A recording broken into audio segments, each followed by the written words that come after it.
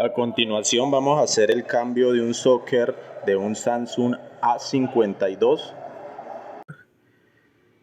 Como podemos observar, aplicamos un poco de flux y calor a 350 grados. Aplicamos calor cuidadosamente para no dañar la tarjeta y retiramos con mucha precaución.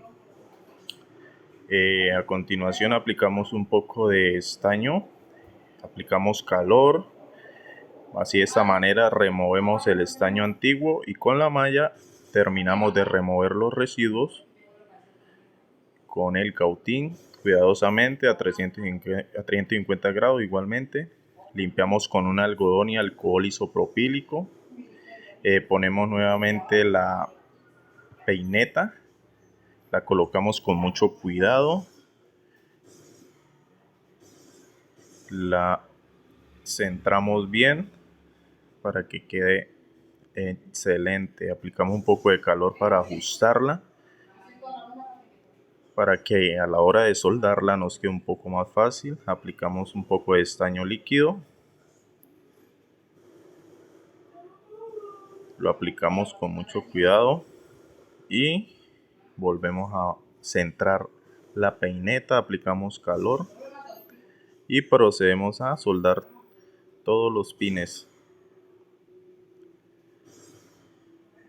Aplicamos nuevamente un poco de estaño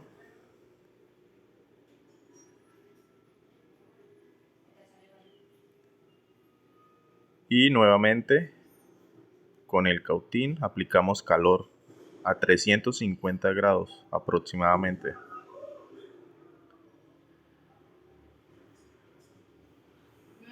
Esto toca hacerlo con mucho cuidado para que no queden grumos, ni residuos, ni se hagan cortos a la hora de poner la peineta.